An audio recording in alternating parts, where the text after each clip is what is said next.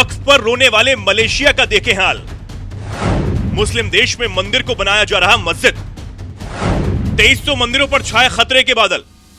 संसद का कानून है, सबको स्वीकार करना पड़ेगा। गांधी की तरह इस कानून को मानता हूं। भारत में इस वक्त वक्फ बिल को लेकर घमासान जारी है। सालों से वक्फ की मनमानी पर सरकार का चाबुक चल रहा है।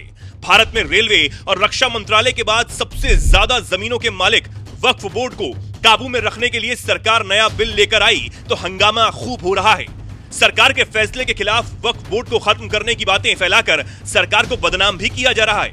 लेकिन ये वही वक्फ बोर्ड है जिसके कारनामे हर जगह चर्चा में बने रहे हैं। वक्फ बोर्ड का मुद्दा जहां इन दिनों भारत में उबाल मार रहा है, उसी वक्त दुनिया के एक मुस्लिम देश मलेशिया में हिंदुओं के साथ कुछ ऐसा हुआ है जिसे जानने के बाद आप भी गुस्से से भर जाएंगे। मलेशिया में क्या हुआ ये तो आपको बताएंगे, लेकिन वक्फ बोर्ड के पर कतर रही सरकार का विरोध करने वाले ये भी जान ले कि ये वही वक्फ बोर्ड है जिसने किसी की एक या दो जमीन पर नहीं बल्कि पूरे के पूरे गांव पर ही अपना दावा ठोक दिया था। यहां तक कि 1500 साल पुराने बने मंदिर को भी नहीं छोड़ा। तमिलनाडु का एक ऐसा गांव जहां की पूरी यानी करीब 330 एकड़ जमीन पर वक्फ बोर्ड ने दावा करते हुए उसे अपना बताया था। तमिलनाडु के तिरुचि जिले में स्थित तिरुचेंदुरई गांव में एक सदियों पुराना मडिंडियावल्ली चंद्रशेखर स्वामी मंदिर भी, जिसके बारे में कहा जाता है कि यह 8वीं सदी का मंदिर है, यानी कि यह मंदिर 1500 साल पुराना है। उसकी जमीन को भी वक्फ ने अपना बता दिया था। अब ठीक वैसे ही मुस्लिम देश मलेशिया में एक बहुत पुराने मंदिर पर सरकार ने हाथ डाला है और उसे मस्जिद बनाना भी शुरू कर दिया है।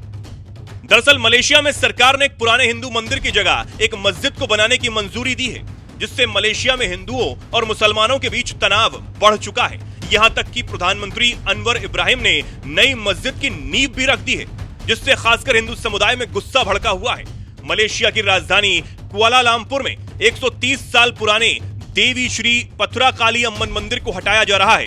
ये मंदिर शहर के बीचों बीच फ्लैटों और कपड़ा दुकानों के बीच एक छोटी जगह लेकिन कीमती जगह पर बना हुआ है। सरकार के इस फैसले ने 2300 हिंदू मंदिरों के प्रतिनिधियों को एकजुट कर दिया है। सरकार की इतनी हिमाकत हो गई कि मलेशिया के अस्तित्व से पहले बने मंदिर को हटाकर मस्जिद बनाने के लिए कहा गया। दरअसल 31 अगस्त 1957 को ब्रिटिश दास्ता से अलग होने के बाद मंदिर की जमीन को सरकारी घोषित कर दिया गया। 2014 में मलेशियाई सरकार ने इस जमीन को देश की एक बड़ी कपड़ा कंपनी को बेच दिया था। बाद में इस कंपनी ने इस जगह पर एक मस्जिद के निर्माण का ऐलान किया, लेकिन इसके लिए मंदिर को हटाना जरूरी था। ऐसे में अनवर इब्राहिम की सरकार ने मंदिर पर दबाव बनाकर उसे अपनी मूल जगह से हटने के लिए मजबूर कर दिया। अब इस हिंदू मंदिर के अपने मूल जगह से हटने को लेकर विवाद हो रहा है।